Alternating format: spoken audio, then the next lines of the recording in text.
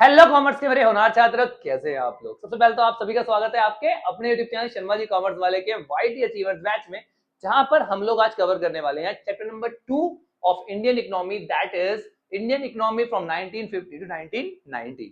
हमने chapter number 1 को बहुत ही शानदार तरीके से वन शॉट में कंप्लीट कर लिया था। जिन बच्चों ने वो वीडियो नहीं देखी, जाकर देख लो, वहां से आपका चैप्टर नंबर 1 पूरी तरह से कंप्लीट हो जाएगा। अब बारी है चैप्टर नंबर 2 की, तो बहुत ही शानदार तरीके से इसको भी हम वन शॉट में कवर करने वाले हैं। तो फटाफट ईयरफोन लगा लो, वॉल्यूम बढ़ा लो, अपने भाई के साथ कंसेप्चुअली इस चैप्टर को भी पैक करने के लिए तैयार हो जाओ। चलिए बच्चों शुरू करते हैं।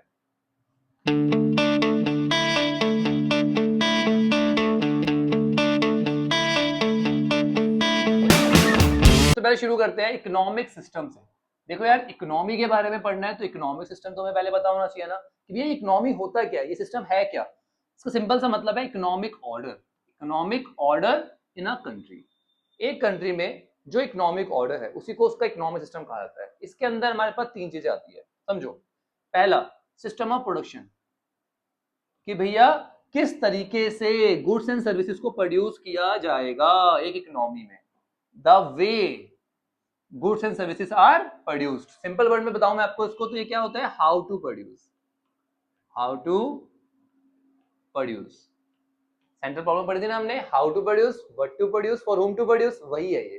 ठीक है, बस थोड़ा सा नाम चेंज कर दिया है। ठीक है, तो यहाँ पे डिसाइड किया जाएगा कि भैया कैपिटल इंटेंसिव टेक्निक से प्रोडक्शन करेंगे या फिर लेबर इंटेंसिव टेक्निक से। ठीक है, चलिए अगला आता है हमारे पास the system of resource allocation, कि भैया रिसोर्स जो हमारे पास है तो किस तरह से एलोकेट किया जाएगा, मतलब कौन से गुड्स एंड सर्विसेज प्रोड्यूस किए जाएंगे। ठीक है, व्हाट टू प्रोड्यूस, यहां पे क्या डिसाइड करना है कि भैया बनाए तो बनाए क्या। ठीक है, तीसरा system of distribution of goods and services, कि भैया जो हमारे फैक्टर सर्विसेज के ऑनर थे उन्हें क्या रिवॉर्ड दिया जाएगा। वो लोग जिन्होंने हमें फैक्टर सर्विस प्रोवाइड की थी उन्हें क्या रिवॉर्ड दिया जाएगा। याद है आप लोगों को, लेबर को क्या देते हैं हम लोग, वेजेस, लैंड पे क्या देते हैं, रेंट, कैपिटल पे इंटरेस्ट, और एंटरप्रेन्योर को मिलता है हमारा प्रॉफिट। ठीक है, तो क्या रिवॉर्ड उन्हें मिलेगा, वही आता है हमारा सिस्टम ऑफ डिस्ट्रीब्यूशन में। ठीक है बच्चों, समझ में आ गया, क्लियर हो गया, बहुत बढ़िया, शाबाश। चलिए चलिए बच्चों, अब बात करते हैं टाइप ऑफ इकोनॉमिक सिस्टम की। इकोनॉमिक सिस्टम बोलूं या फिर मैं बोलूं इकोनॉमी, टाइप ऑफ इकोनॉमी। और उससे पहले समझो ये इकोनॉमी क्या होता है। ये एक ऐसा एरिया होता है जहां से एक पर्सन अपना लाइवलीहुड अर्न करता है। जैसे मैं बुराड़ी में मेरा इंस्टीट्यूट है, तो बुराड़ी क्या हो गया मेरे लिए, कि मेरे पास सारे बच्चे बुराड़ी के आ रहे हैं, मैं यहीं से अपना लाइवलीहुड अर्न कर रहा हूं, तो ये हो गया मेरा इकोनॉमी। समझ में आ गई बात। चलिए, और इकोनॉमिक सिस्टम को हम डिटेल में समझ चुके हैं। अब ये तीन तरह का होता है बेटा हमारे पास। पहला आता है कैपिटलिस्टिक, दूसरा सोशलिस्टिक, और तीसरा मिक्स्ड। बेटा ये कैपिटलिस्टिक जो है वो हमारी मार्केट इकोनॉमी है, और ये सोशलिस्टिक है ये है सेंट्रली प्लान्ड इकोनॉमी।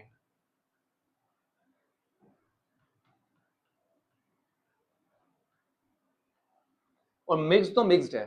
मैंने आपको ये क्यों बताया, क्योंकि बच्चों हमने क्लास 11th में भी पढ़ा था, बस वहां पर नाम अलग थे, बाकी चीजें बिल्कुल सेम है, कुछ भी अलग नहीं है। ठीक है ना, बस नेम चेंज कर दिया और थोड़ा सा डिस्क्राइब कर दिया। ठीक है ना, थोड़ा सा और ज्यादा डिस्क्रिप्शन आपको प्रोवाइड कर दिया, फीचर्स, मेरिट, डिमेरिट सब दे दिया डिटेल में। ठीक है, बाकी सब कुछ वही है। चलिए पहले बात करते हैं बच्चों कैपिटलिस्टिक इकोनॉमी की। ठीक है, कैपिटलिस्टिक इकोनॉमी कौन सी इकोनॉमी होती है, जहां पर जितने भी मीन्स ऑफ प्रोडक्शन है वो सारे किसके हैं, इंडिविजुअल के। सभी मीन्स ऑफ प्रोडक्शन का मालिक कौन है, इंडिविजुअल। सब कुछ इंडिविजुअल के हाथ में है, गवर्नमेंट के हाथ में नहीं है। ठीक है, पहला पॉइंट। दूसरा, इंडिविजुअल जो होते हैं वो अपने डिसीजन लेने के लिए फ्री है, गवर्नमेंट का उसमें कोई भी इंटरफेयर नहीं होगा। और ये सारे डिसीजन जो होंगे वो प्रॉफिट मैक्सिमाइज करने के लिए जाएंगे। वो अपना प्रॉफिट मैक्सिमाइज करेगा कि भैया व्हाट टू प्रोड्यूस, क्या बनाए, वो चीज बनाएगा जिसमें उसको मैक्सिमम प्रॉफिट मिले। हाउ टू प्रोड्यूस, वो उस टेक्निक का इस्तेमाल करेगा जहां पे उसका कॉस्ट कम आए और प्रॉफिट बढ़े, जो ऑब्वियसली कैपिटल इंटेंसिव होती है। उसे इंप्लॉयमेंट देने में कोई इंटरेस्ट नहीं है लोगों को। ठीक है ना, तो वो लेबर इंटेंसिव पे नहीं जाएगा, वो कैपिटल इंटेंसिव से बनाएगा। अगर लेबर इंटेंसिव इन केस सस्ती है तो फिर वो वहां जाएगा, मतलब उसे बस प्रॉफिट मैक्सिमाइज करना है। किसके लिए बनाएगा वो? फॉर हुम टू प्रोड्यूस, वो बनाएगा रिच पीपल के लिए, ये वहां से प्रॉफिट ज्यादा मिलता है। अरे बस समझ में? तो यहां पर सभी चीजें डिपेंड करती है मार्केट फोर्सेस पर। याद है आप लोगों को, मार्केट इकोनॉमी में सब चीजें बेस्ड होती है किस पर? मार्केट फोर्सेस पर। ठीक है, क्योंकि यहां पर सभी फैक्टर ऑफ प्रोडक्शन का जो ऑनर है वो इंडिविजुअल है। इंडिविजुअल अपने डिसीजन खुद लेगा जिससे उसको प्रॉफिट मैक्सिमाइज हो पाए। इजी, क्लियर हो गया? बहुत बढ़िया, शाबाश। चलिए बच्चों आगे बढ़ते हैं। अब देखते हैं फीचर्स कि भैया फीचर्स क्या है हमारी कैपिटलिस्टिक इकोनॉमी के। सबसे पहले तो यहां पर प्राइवेट ओनरशिप होती है। जो फैक्टर ऑफ प्रोडक्शन उसके मालिक कौन है? Private individuals. ठीक है, पढ़ लिया हमने। मीन्स ऑफ प्रोडक्शन जो है वो इस तरीके से यूज किए जाते हैं कि क्या हो? प्रॉफिट मैक्सिमाइज हो। क्या हो भाई? प्रॉफिट मैक्सिमाइज हो। यहाँ पे मोटिव क्या होता है? प्रॉफिट को मैक्सिमाइज करना। ठीक है, अगर लेबर इंटेंसिव टेक्निक सस्ती है तो लेबर इंटेंसिव का इस्तेमाल किया जाएगा, अगर कैपिटल इंटेंसिव सस्ती है तो कैपिटल इंटेंसिव का इस्तेमाल किया जाएगा, जिससे कि क्या हो? प्रॉफिट मैक्सिमाइज हो, कॉस्ट कम हो। ठीक है, क्लियर? केवल वही गुड्स प्रोड्यूस किए जाएंगे जिसपे प्रॉफिट ज्यादा है। ठीक है, डिस्ट्रीब्यूशन जो होगा वो किसके बेसिस पे होगा? परचेजिंग पावर के बेसिस पे। लोगों की परचेजिंग पावर के बेसिस पे गुड्स का डिस्ट्रीब्यूशन होगा, मतलब उन्हीं गुड्स को बनाया जाएगा जिसको लोग खरीदने के लिए उतारू है। ठीक है, जिसको लोग खरीदना चाहते हैं, उसमें प्रॉफिट मैक्सिमाइज हो। ठीक है, चलिए गवर्नमेंट का रोल केवल और केवल लॉ एंड ऑर्डर को मेंटेन करने तक ही सीमित रहेगा। Law and order and defence of the country. Government को केवल लॉ एंड ऑर्डर को मेंटेन करना है और डिफेंस सिस्टम संभालना है बस। ठीक है, बाकी सारे काम अपने आप इंडिविजुअल्स कर लेंगे। कोई डाउट यहां तक? बहुत बढ़िया। मेरिट क्या होता है बेटा? आपको पता है जो हमारा कैपिटलिस्टिक इकोनॉमी होती है यहां पर एक मोटिव होता है, वो होता है प्रॉफिट मैक्सिमाइजेशन, मतलब सेल्फ इंटरेस्ट। तो ये सेल्फ इंटरेस्ट को प्रमोट करती है, प्रॉफिट मैक्सिमाइज होता है और जिससे जीडीपी जो है वो बहुत तेजी से ग्रो करती है। ठीक है, तो जीडीपी ग्रोथ जो होती है वो यहाँ पे हमेशा एक्सेलरेटेड रहती है, बहुत तेजी से ग्रो करती है, क्योंकि हर बंदा अपना प्रॉफिट मैक्सिमाइज कर रहा है। प्रॉफिट मैक्सिमाइज कर रहा है मतलब अर्निंग बढ़ा रहा है, अपनी अर्निंग बढ़ेगी तो जीडीपी बढ़ेगी, सिंपल सी बात है। ठीक है बच्चों, चलिए पर डीमेरिट क्या है? सबसे मेन डीमेरिट यही है कि ये इग्नोर कर देता है कलेक्टिव इंटरेस्ट को। सोसाइटी के इंटरेस्ट को तो इग्नोर करता है, सोसाइटी से तो कोई मतलब नहीं है, सोशल वेलफेयर से कोई मतलब नहीं है, दूर दूर तक कोई लेना देना नहीं है, इसे केवल अपने फायदे से मतलब है। आ रही बात समझ में? तो सोशल इंटरेस्ट को ये पूरी तरह से इग्नोर कर देता है। ठीक है, केवल वही गुड्स बनाए जाएंगे इसमें प्रॉफिट ज्यादा होगा। ठीक है, तो इससे केवल और केवल रिच की नीड जो है वो पूरी होगी। ठीक है बच्चों, तो पुअर जो है वो क्या करेगा बेटा? सफर करेगा। ठीक है, तो यहाँ पे ग्रोथ तो होती है हमारी, बट विदाउट सोशल जस्टिस। अमीर और अमीर हो जाता है, गरीब और गरीब हो जाता है, क्योंकि यहाँ पर गरीबों पर फोकस ही नहीं किया जाता, उनकी स्टैंडर्ड ऑफ लाइफ, उनकी रोजगार वगैरह पे किसी भी फोकस नहीं किया जाता। आई बात समझ में? क्लियर हो गया? बिल्कुल। दोबारा से एक बार रिकैप ले लेते हैं फटाफट। तो कैपिटलिस्टिक इकोनॉमी जिसको हम मार्केट इकोनॉमी भी कहा जाता है, वहां पे सारे के सारे फैक्टर किसके पास है? इंडिविजुअल्स के पास। कौन ऑनर है उनका? इंडिविजुअल। इंडिविजुअल खुद डिसाइड करेगा। ठीक है, सारे इकोनॉमिक डिसीजन खुद लेगा, what to produce, how to produce, how to produce, सारे डिसीजन वो खुद लेगा। और सारे जितने भी डिसीजन किससे डायरेक्टेड होंगे, किस चीज पे बेस्ड होंगे? प्रॉफिट मैक्सिमाइजेशन पे। उसका मोटिव केवल और केवल प्रॉफिट को मैक्सिमाइज करना है बस। समझ में आ गई बात? बहुत बढ़िया, शाबाश। चलिए बच्चों अब बात करते हैं अपनी सोशलिस्टिक इकोनॉमी, जिसको हम सेंट्रली प्लान्ड इकोनॉमी भी बोलते हैं। ठीक है बेटा, चलिए ये एक ऐसी इकोनॉमी है जिसमें सोशल ओनरशिप होती है मीन्स ऑफ प्रोडक्शन की। मीन्स ऑफ प्रोडक्शन जो है होते हैं वो किसके पास होते हैं? स्टेट के पास। कलेक्टिव या पब्लिक ओनरशिप भी हम इसको बोलते हैं। ठीक है, तो जितने भी सोर्स ऑफ प्रोडक्शन है वो किसके पास है? उसके ऑनर कौन है? स्टेट है, कंट्री है। अरे बस समझ में? क्लियर? और सारे के सारे जो इकोनॉमिक डिसीजंस है वो सेंट्रल अथॉरिटी ही लेगी। यहाँ पर सेंट्रल अथॉरिटी जो है ना गवर्नमेंट की, वही सारे डिसीजन लेगी और इनका जो मोटिव होगा वो होगा लोगों की भलाई, सोशल वेलफेयर। लोगों की भलाई के लिए सारे डिसीजंस लिए जाएंगे। उसका अपोजिट है। समझ में आ रहा है? बहुत बढ़िया। वहां पे सारे फैक्टर ऑफ पर्सन के ऑनर कौन थे? इंडिविजुअल्स। यहाँ पर कौन है? सेंट्रल अथॉरिटी, जिसको हम गवर्नमेंट भी बोलते हैं। ठीक है, वहां पे मोटिव क्या था? Profit maximisation. यहाँ पे मोटिव क्या है? Social welfare. वहां पे सारे डिसीजंस कौन ले रहा था? इंडिविजुअल ले रहा था, ठीक है, प्रॉफिट मैक्सिमाइज करने के लिए। यहाँ पे सारे डिसीजन सेंट्रल अथॉरिटी लेगी लोगों के वेलफेयर को बढ़ाने के लिए। आ रही बात समझ में? बहुत बढ़िया। तो अपोजिट है पूरा, ठीक है। Allocation of resources done on the basis of need of the people, जो एलोकेट किया जाएगा रिसोर्सेज को वो लोगों की नीड के अकॉर्डिंग किया जाएगा, और जो करेगा कौन? सेंट्रल अथॉरिटी, ठीक है। चलिए फीचर्स क्या है? मीन्स ऑफ प्रोडक्शन जो होते हैं वो किसके पास होते हैं भाई? सोसाइटी के पास, सोसाइटी एज अ होल, पूरी सोसाइटी के पास है, ठीक है। मीन्स ऑफ प्रोडक्शन जो है वो इस तरीके से यूज किए जाएंगे कि यहाँ पर सोशल वेलफेयर को मैक्सिमाइज किया जाए। यहाँ पे जो मोटिव होता है वो क्या होता है? सोशल वेलफेयर, ठीक है। तो गवर्नमेंट जो है वो कंट्रोल करेगी सब कुछ कि कितना प्रोडक्शन होगा, डिस्ट्रीब्यूशन कैसे होगा, और गुड्स एंड सर्विसेज के प्राइस क्या रहेंगे, ये सब कुछ गवर्नमेंट ही कंट्रोल करेगी। चलिए अगला बात करते हैं मेरिट की। क्या मेरिट है बेटा? यहाँ पर इनकम का इक्विटेबल डिस्ट्रीब्यूशन होगा। तो यहाँ पर जो रिसोर्सेज है वो इस तरीके से एलोकेट किए जाएंगे कि सोशल जस्टिस हो। क्या हो बच्चों? Social justice. यहाँ पे ग्रोथ जो है वो सोशल जस्टिस के साथ की जाएगी कि अमीर और गरीब के बीच में जो गैप है वो कम हो, गरीब को सफर ना करना पड़े, ठीक है, सारे बेनिफिट अमीर को ना मिले। क्लियर? डीमेरिट क्या है? कमियां क्या है? यहाँ पर कंज्यूमर कभी भी सोवेरियन नहीं बन पाएगा, मतलब कंज्यूमर का राज कभी भी नहीं चलेगा। यहाँ पे सब कुछ गवर्नमेंट ही डिसाइड करेगी, तो कंज्यूमर की प्रेफरेंस वगैरह से उन्हें कोई फर्क नहीं पड़ता, ठीक है। Consumer do not have choice and their needs are decided by the government. Consumer के पास कोई चॉइस ही नहीं होगी, ठीक है, और उसकी जो नीड है वो गवर्नमेंट डिसाइड करेगी। Also because the production is not profit oriented, और जो प्रोडक्शन है वो सोशल वेलफेयर के लिए किया जा रहा है, प्रॉफिट से कोई मतलब नहीं है, तो हमारी जो जीडीपी है वो क्या हो जाएगा? स्लो हो जाएगी, जीडीपी ग्रोथ बहुत कम हो जाएगी, कि यहाँ पर सारे डिसीजन जो है वो लोगों की भलाई के लिए ले जा रहे हैं, ठीक है, प्रॉफिट मैक्सिमाइज करने के लिए नहीं ले जा रहे हैं। तो जब तक प्रॉफिट मैक्सिमाइज नहीं होगा तब तक प्रोडक्शन नहीं बढ़ेगा, प्रोडक्शन नहीं बढ़ेगा जीडीपी नहीं बढ़ेगी, ठीक है। आ रही बात समझ में? तो भैया जीडीपी की जो ग्रोथ है वो बहुत ही स्लो होती है यहाँ पर। समझ में आ गई बात? क्लियर हो गया? बहुत बढ़िया। चलिए अब बात करते हैं मिक्स इकोनॉमी। हमारी लास्ट इकोनॉमी नाम से क्लियर है, मिक्स्ड। इसमें दोनों के फीचर्स है, ठीक है, कैपिटलिस्टिक के भी और सोशलिस्टिक के भी, ठीक है बच्चों। तो ये एक ऐसी इकोनॉमी है जिसमें प्राइवेट और पब्लिक ऑनरशिप दोनों है, ठीक है। जितने भी प्रोडक्शन डिसीजंस है ये गवर्न किए जाएंगे प्रॉफिट मैक्सिमाइजेशन से, भाई प्रॉफिट को मैक्सिमाइज करने के लिए सारे डिसीजंस लिए जाएंगे, but not without check and balance of social justice. पर सोशल जस्टिस के साथ लिए जाएंगे, बिना सोशल जस्टिस को कंसीडर किए हुए डिसीजंस नहीं लिए जाएंगे। सिंपल वर्ड में बोलूं तो जो प्राइवेट इंडिविजुअल्स है, ठीक है ना, वो प्रॉफिट मैक्सिमाइज करेंगे, ऑन द अदर हैंड जो गवर्नमेंट है वो सोशल वेलफेयर का ध्यान रखेगी, तो दोनों काम हो जाएंगे। यहाँ पे इंडिया में कैसी है इकोनॉमी? मिक्स्ड इकोनॉमी है।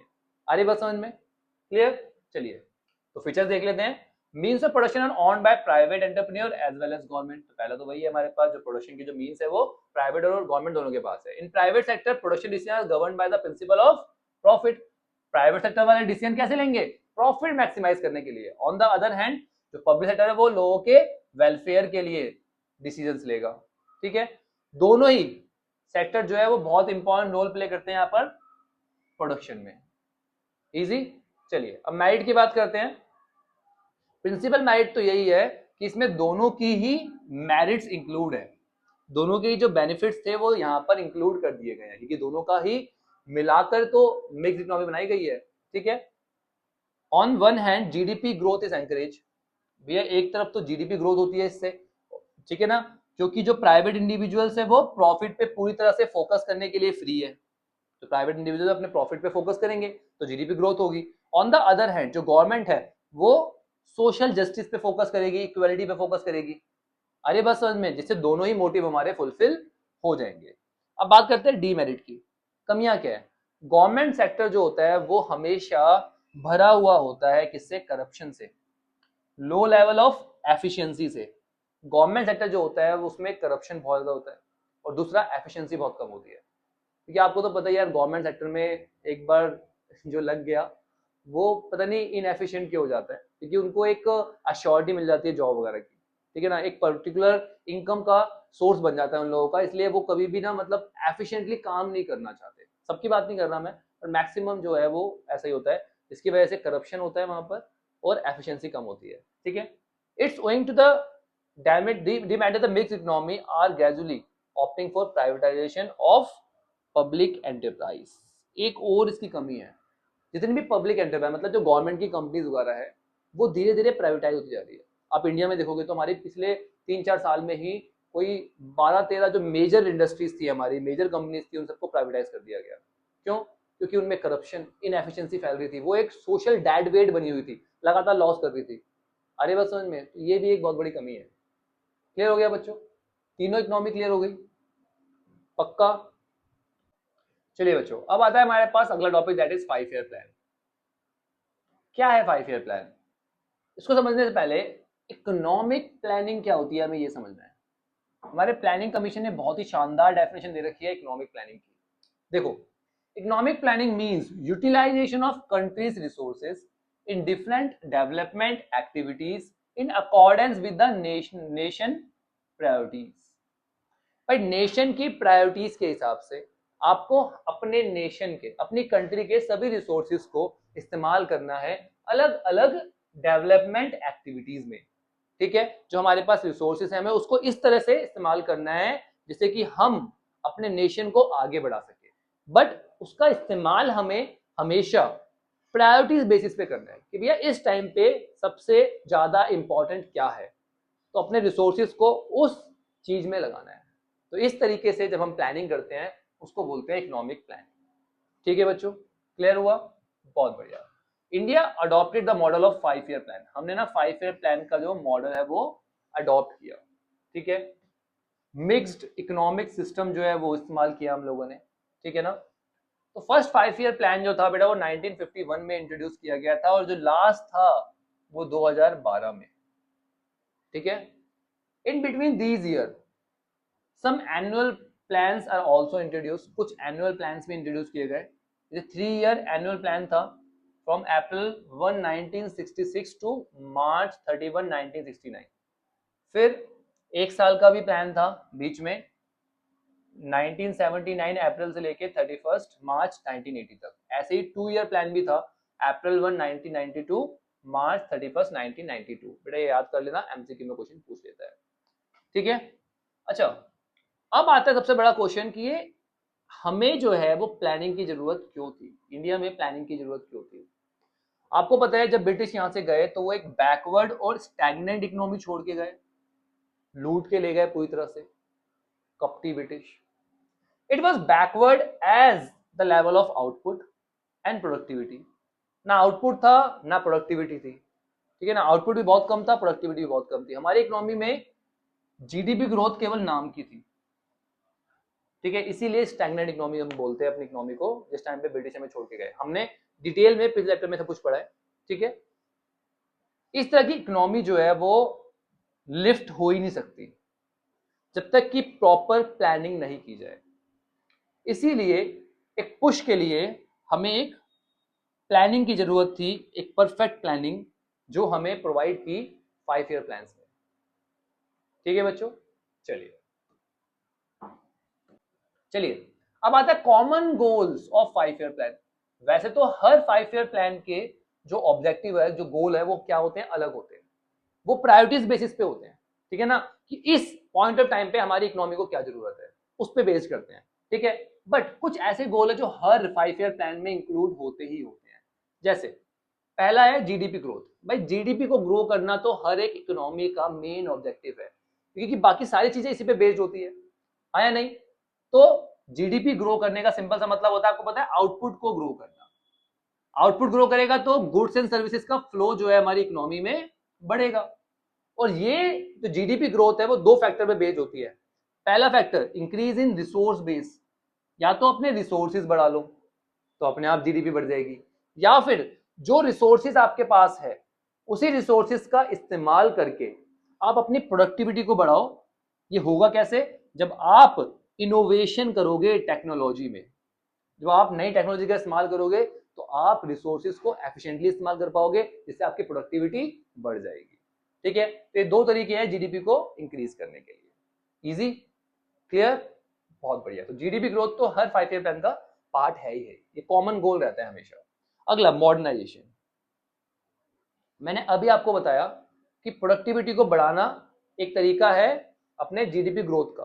ठीक है, अभी प्रोडक्टिविटी बढ़ती कैसे? टेक्नोलॉजी से। है ना। तो हमें मॉडर्नाइज करना है, हमें अपनी टेक्नोलॉजी को अपग्रेड करना है, ठीक है ना, हमेशा अपडेट और अपग्रेड करते रहना है, ठीक है। जिससे क्या होगा, हमारा जो रिसोर्स है, ठीक है, वो इंक्रीज होगा। कैसे इंक्रीज होगा, प्रोडक्टिविटी बढ़ेगी ना, तो रिसोर्स इंक्रीज होगा। आ रही बात समझ में। तो दूसरा गोल होता है हमारा टेक्नोलॉजी को इंप्रूव करना। चलिए अब आता है बेटा हमारे पास self reliance and self sufficiency. Self reliance का सिंपल सा मतलब है कि हम लोग नॉन डिपेंडेंस है रेस्ट ऑफ द वर्ल्ड पे अपने फाइनेंशियल रिसोर्सेज के लिए। हमें किसी से भीख मांगने की जरूरत नहीं पड़ रही। आ रही बात समझ में। हम किसी पे भी डिपेंडेबल नहीं है अपने फाइनेंशियल रिसोर्सेज के लिए। और सेल्फ सफिशिएंसी जो होती है वो होता है non dependence upon rest of the world for the essential supplies. Essential चीजें मतलब गेहूं चावल वगैरह जो है, उनके लिए हम किसी पे डिपेंडेबल नहीं है। पाकिस्तान और इंडिया में केवल यही डिफरेंस है, वो बस भीख ही मांगता रहता है, वो हर एक चीज के लिए दूसरों पे डिपेंडेबल है। इवन अभी वॉर चल रही थी, उसने आईएमएफ से लोन मांगा, आया नहीं। तो सेल्फ सफिशिएंसी और सेल्फ रिलायंस हर एक इकोनॉमी का बहुत इंपॉर्टेंट ऑब्जेक्टिव है, मोटिव है, कॉमन गोल है, ठीक है। क्लियर। मैं आपको किस्सा सुनाता हूँ। 1965 में भी ऐसी हुआ था, जब इंडिया और पाकिस्तान की वॉर चल रही थी, तो उस टाइम पे यूएस ने हमें धमकी दी कि भैया अगर आप लोगों ने ये वॉर बंद नहीं की ना, तो हम तुम्हें वीट राइस वगैरह का जो फूड ग्रेन्स है उनको सप्लाई नहीं करेंगे, जिसकी वजह से तुम भूखे मर जाओगे। हमें मजबूरी में आकर ये वॉर बंद करनी पड़ी थी, नहीं तो पाकिस्तान को तो हम तभी तबाह कर देते। समझ रहे हो। तो ऐसा दोबारा ना हो, इसलिए हम लोगों ने उसी टाइम पे कसम खा ली कि भैया सेल्फ सफिशिएंट बनेंगे, सेल्फ रिलायंस होगा, किसी पे भी हमें डिपेंडेबल नहीं रहना। इसी के बाद हमने ग्रीन रिवोल्यूशन आई थी हमारे इंडिया में, ठीक है, जहां पर हम सेल्फ सफिशिएंट हो गए थे। चलिए अगला आता है इक्विटेबल डिस्ट्रीब्यूशन या इक्विटी। ये रिसोर्सेज जो है वो हमेशा इक्विटेबल डिस्ट्रीब्यूशन होना चाहिए। अमीर और गरीब के बीच में गैप कम होना चाहिए, बढ़ना नहीं चाहिए। ग्रोथ होनी चाहिए मानता हूं, पर सोशल जस्टिस के साथ होनी चाहिए, ठीक है, यही ऑब्जेक्टिव है। क्लियर कि भैया हमें ग्रोथ करनी है, हमें नो डाउट हमें अपनी इकोनॉमी को आगे ले जाना है, बट साथ में जो हमारे देश के लोग हैं उन्हें भी तो डेवलप करना है। केवल जीडीपी ग्रोथ होने से कुछ काम नहीं होगा, गरीबी भी कम होनी चाहिए, लोगों को रोजगार भी मिलना चाहिए, ठीक है। लोगों को बेसिक चीजें फूड क्लोथ और शेल्टर ये सब तो मिलने चाहिए ना, साथ में हेल्थ केयर एजुकेशन के साथ। चलिए so that's it with our video. ये था हमारे चैप्टर का पार्ट 1। हम वन शॉट में भी कवर कर सकते थे, बट उससे वीडियो थोड़ी सी मोनोटोनस हो जाती, लंबी हो जाती, और मैं नहीं चाहता कि आप बोर हो पढ़ते वक्त, कि हम यहाँ पर हर चीज इंटरेस्टिंग तरीके से पढ़ते हैं तो उसको इंटरेस्टिंग ही रहने देते हैं, ठीक है। टेंशन मतलब अगले पार्ट में केवल एक पार्ट हो रहेगा, उसमें ये चैप्टर पूरी तरह से कंप्लीट हो जाएगा, ठीक है बच्चों। तो आपको क्या करना है, जितना आपके भाई ने पढ़ाया उसको फटाफट एक बार दोबारा से रिवाइज कर लेना है। कोई भी दुख दर्द पीड़ा उस टॉपिक से रिलेटेड हो तो कमेंट सेक्शन खुला हुआ है, अपने भाई को बताओ, बिल्कुल टेंशन नहीं लेनी। अकाउंटेंसी इकोनॉमिक्स बिजनेस स्टडीज आपके भाई की जिम्मेदारी। और हाँ, अगर अभी तक भी चैनल सब्सक्राइब नहीं किया, सब्सक्राइब कर लो। वीडियो को लाइक नहीं किया तो वीडियो को लाइक कर दो, और इस वीडियो को हर उस दोस्त के साथ शेयर करो जो अपनी इंडियन इकोनॉमी शुरू कर चुका है और उसे कंसेप्ट समझने में प्रॉब्लम आ रही है। चलिए बच्चों मिलते हैं नेक्स्ट वीडियो में, take care, bye bye, study hard.